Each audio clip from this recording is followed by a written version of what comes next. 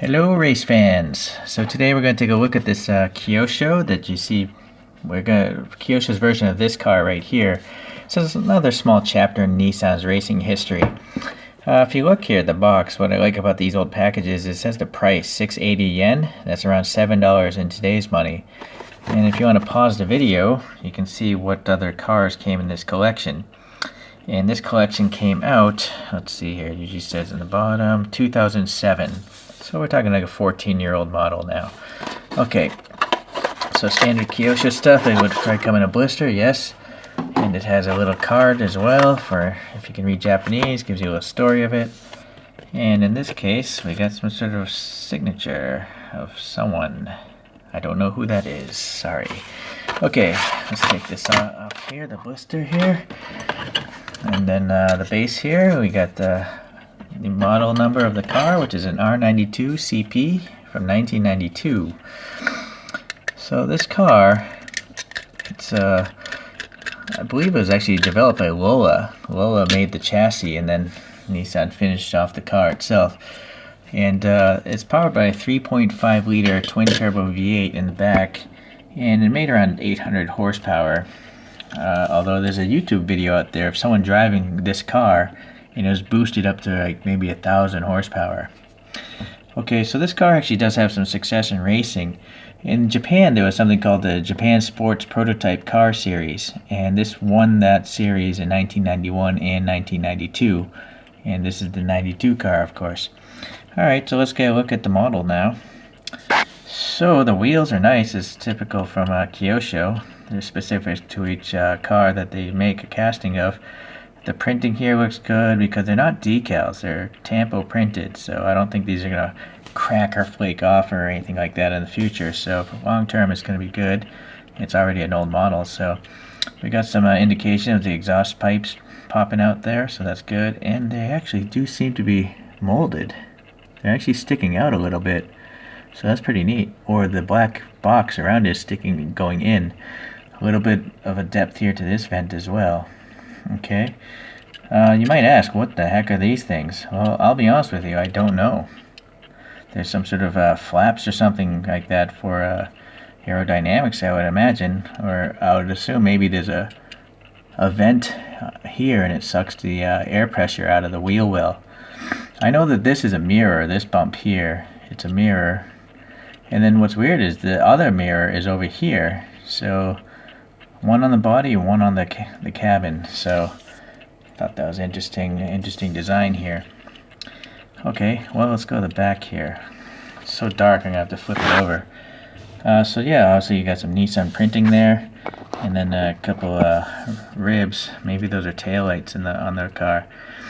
Okay, so pretty long wing. Look how far it sticks out past the body. And then this diffuser, it's quite interesting, really. I like it. Riveted together, and then we got racing slicks, and they actually are staggered in size, so that's a good attention to detail. The wing, it is nice. I mean, air, you know, it's very realistic looking. I like it. Okay, what about this side? Any issues? I'm looking for paint problems, which I don't see any, so that's nice to see. No bubbling or anything like that. I mean, it's an old model, so I'm really worried about. A lot of my Kyoshos have paint bubbling, so especially with red. So what is this? I don't know if that's a scratch. I think that's actually a little scratch in the paint. Okay, so you got this intake here, and that seems to be a separate plastic piece. I guess it's glued on or something like that. Pretty light car. I'm wondering if. Yeah, it's cool to the touch, so it actually is die-cast metal. Alright, well anyways, to the front, really nice headlights here. You know, you got the lenses, of course. But behind, well, actually I don't see. Well, it's a really interesting design.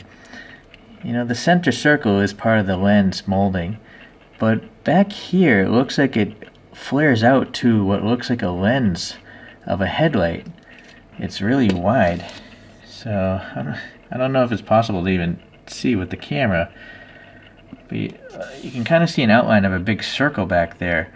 That big circle is part of this small circle, which is part of this lens. So it's a really interesting mold they did to simulate the big headlights that would exist on the real car behind the aerodynamic lens. Okay, well anyways, we got some printing on them as well. So the sponsorship printing, some printing on these weird deflector things, and then these vents. Yeah, they go in.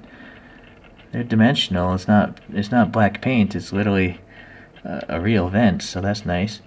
There's a Nissan badge there. Is it crisp? I don't know if you guys can read it. I can't tell on my camera screen. Some molded in vents here, but unfortunately there's no additional paint. But then again, when I look at pictures of the real car, I don't see darkness there either, so...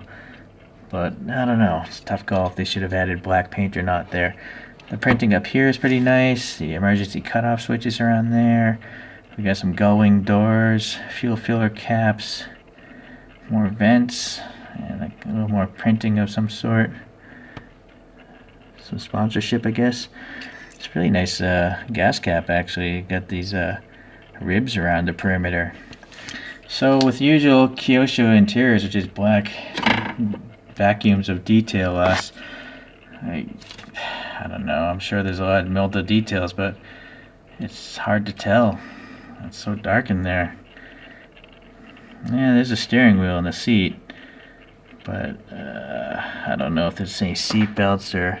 It looks like there's molded in seat belts, but they're black, so you can't really tell much. Okay, well, again, since this thing was only like $7, I think it's, I mean, for $7, this is a great model. So, really nice. The only thing that's off is these weird wind flap things. I'm going to put it up on the spinny go-around. Let's tilt the camera back up, and you can compare.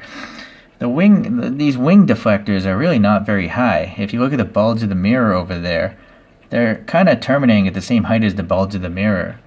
But in this model, they're much, much higher. I mean, they're like high halfway up the cockpit. It's just they're just too tall. I kind of feel like I don't know if there's a better way to do that or not. They're just too tall. It's weird looking. But if you look, actually, I do think, yeah, there is depth behind it. Like, it does cave in down there. So I think it must be a vent of some sort to create a vacuum effect to reduce pressure in the wheel wells.